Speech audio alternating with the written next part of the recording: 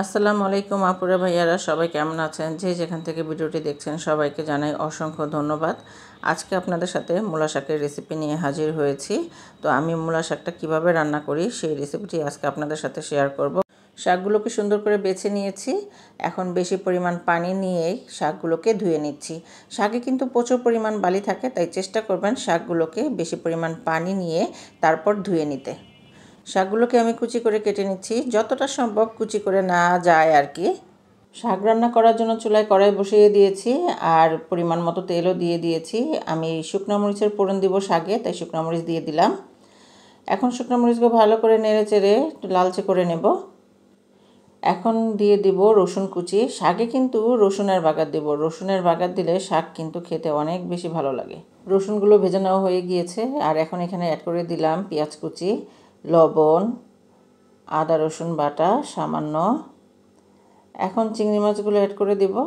এছাড়া আর এই শাকের মধ্যে আমি কোনো রকম মশলা অ্যাড করব না। সামান্য পানি অ্যাড করে দিয়ে এগুলোকে ভালো করে কষিয়ে নিব। দিয়ে দিচ্ছি কয়েকটি কাঁচামরিচ ফালি। আমি শুকনো মরিচ গুঁড়া এই শাকটাতে অ্যাড করব না, ওই যে শুকনো মরিচের ফোড়ন দিয়েছি আর কাঁচামরিচের ফালি দিয়েছি, সেই ঝালেই শাকটা খুব সুন্দরভাবে রেডি হয়ে যাবে। তো সব কিছু ভালো করে কষিয়ে নেওয়া হয়ে গিয়েছে। আমি এখন শাকগুলোকে দিয়ে দিচ্ছি।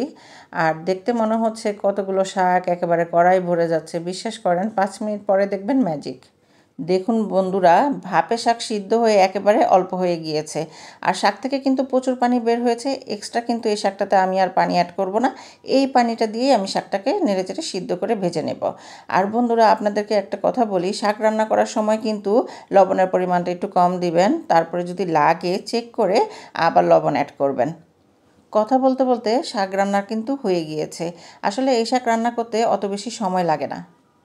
চিংড়ি দিয়ে মূলা শাকের ফাইনাল লুকটা দেখেন বন্ধুরা, দেখতেই তো পাচ্ছেন কতটা লোভনীয় হয়েছে। যতটা লোভনীয় হয়েছে খেতেও কিন্তু ততটাই মজা ছিল। বাসায় ট্রাই করবেন, খেতে কেমন হয়েছে কমেন্ট করে জানাবেন। পরবর্তী রান্না দেখার আমন্ত্রণ জানিয়ে এখানেই বিদায় নিচ্ছি। আল্লাহ হাফেজ।